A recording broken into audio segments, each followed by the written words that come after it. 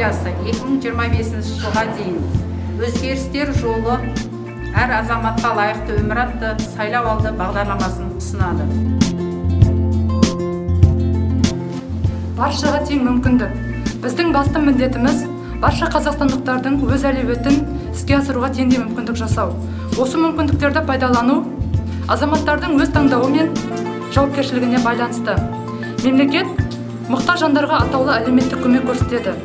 Осы арқылы азаматтардың толыққанды әлеуметтік және экономикалық өмірге араласуына жол ашылады.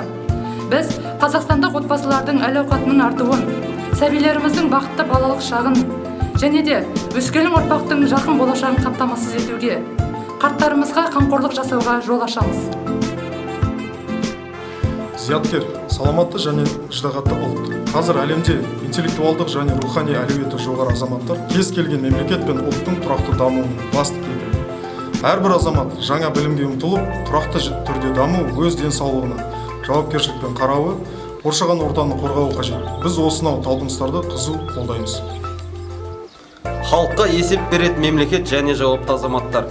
Мемлекет пен қоғамның сенім, өзара жауапкершілік, әріптестік, ашықтық және есептік қағидаттары негізіндегі ынтымақтастығы елдің тұрақты да үдемелі дамуының басты кепілі.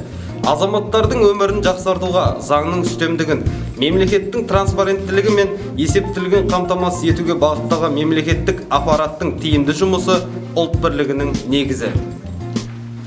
Экономика мен өңірлердің тұрақты дамуы, мемлекет орта таптың тірегі, экономикалық дамудың қозғаушы күші, инновацияның, жұмыспен қамтудың және қоғамның әлеуметтік тұрақтылығының негізі болатын бизнеске жан-жақты қолдау көрсетеді.